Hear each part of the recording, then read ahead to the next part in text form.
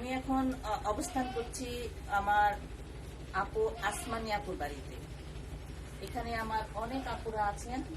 আমি আজকে আপুদের সাথে কথা বলবো, তাদের শিক্ষা জীবন নিয়ে কথা বলবো। আপু, আপনার নাম কি? আমার নাম সাগরিকা। আমার এই আপুর নাম হচ্ছে সাগরিকা। আপু, আপনার বাড়ি কোথায়? আমার বাড়ি ঢাকা জুড়াইন। আপনার বাড়ি ঢাকা জুরাইন। আপু, আপনি ছোটবেলায় লেখাপড়া করেছেন? হ্যাঁ, করেছিলাম, 4 পর্যন্ত পড়েছি, তারপর আর পড়তে পারিনি। আচ্ছা, আপু ক্লাস 4 পর্যন্ত পড়াশোনা করেছেন, কিন্তু তারপরে আর পড়তে পারেনি কেন? আপু, আপনি পড়তে পারেননি? পড়তে পারিনি, স্কুলে গিয়েছি, স্কুলের ছেলেরা মেয়েরা আমাকে খুব চাপাইতো, রাগাইতো, হিজড়ে বলতো। আবার আমার সাথে কেউ খেলতে চায় না, কেউ খেলতে দিতে চায় না, বলে যে না হিজড়ে, ওর সাথে খেলবো না। তা করে বাসায় যেতাম, বাসায় যে কান্না করতে বাসায় যেতাম, বাসায় যে আম্মু আব্বুকে বলেছি, আম্মু আব্বু তারপরও বুঝিয়ে বুঝিয়ে আমাকে দিয়েছে, যাও স্কুলে যাও, কিছু হবে না। তা মাস্টারকেও বলতাম, মাস্টারও তেমন একটা গ্যারেজ করতো না আমাদের নিয়ে। তারপরে কি করবো, আর এসব না দেখে ঝামেলা না করে তা আমি আবার আর কি স্কুলে গেলাম না, পড়া হলো না আমার। অনেক দুঃখের বিষয় যে আসলে সামাজিক কারণেই আপু পড়াশোনাটা করতে পারে না। তো আপু, আমি যেখানে সভাপতি আছেন, আমি একটা কথা বলি। সেটা হচ্ছে কি যে বর্তমান সরকার একটা পদক্ষেপ নিয়েছেন যে সকল আপনাদের যারা ছোট শিশু আছে, যারা স্কুলে যাওয়ার মতো, সবাইকেই এখন স্কুলে যেতে পারবে। আমরা স্কুলের টিচার যারা আছে, আমরা অবশ্যই আপনাদেরকে ভর্তি করবো। একজন উচ্চ শ্রেণীর বাবা মায়ের সন্তান যেখানে পড়াশোনা করবে, মধ্যবিত্ত পড়াশোনা করবে, সেখানে আপনার বাচ্চা পড়াশোনা করবে, একই টেবিলে একই বেঞ্চে বসে তারা পড়াশোনা করবে।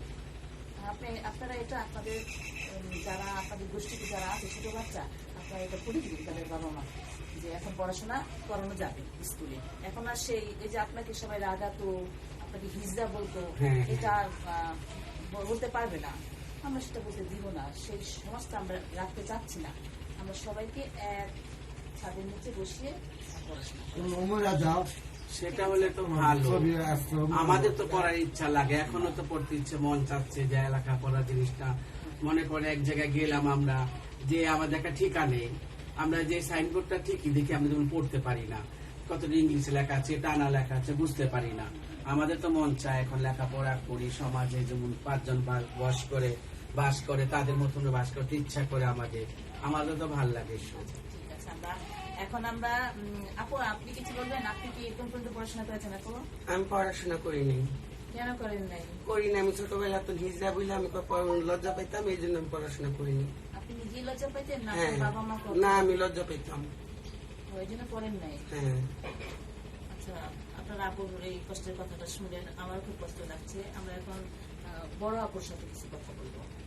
বড় আপু, আপনি তো আমি বড় আপুর সাথে এখানে এসে একটু কথা বলেছি যে আপু জন্ম নিয়েছেন যুদ্ধের আগে। তারপর তিনি কিভাবে পড়াশোনা করেছেন, কি করেছেন, আপু এখন নিজেই সেটা বলবেন। আপু, আপনি তো বলেছেন যুদ্ধের আগে আপনার জন্ম, তো আপনি নিশ্চয়ই কিছু পড়াশোনা করেছেন। কোথায় করেছেন? আপনার দেশের বাড়ি কোথায় আপু? দেশের বাড়ি হলো কেরানীগঞ্জ। তো ওখানে আমার জন্ম।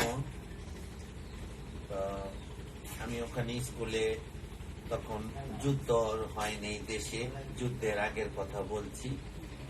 তখন আমি স্কুলে ভর্তি হয়েছি। স্কুলে আমি যখন আমি 3-তে উঠছি, ওই বছরই সংগ্রাম যুদ্ধ শুরু হয়ে গেছে।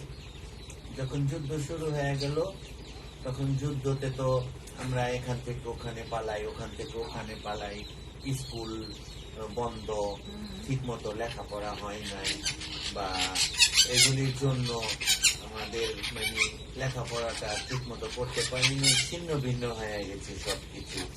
কে কোথায় গেছে, আমার একটা বোন গুলি খেয়ে মরে গেল, আমার একটা বোনাই যুদ্ধে আমার বোনাই গুলি খেয়ে মরে গেল, আমার একটা ভাগিনা ছিল, ভাগিনাটাও মরে গেল।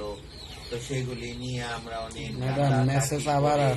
আমরা এই 9 মাস 1 বছরের ওটা দেখা যাচ্ছে না, বাড়ি ছাড়া ঘর ছাড়া ছিল।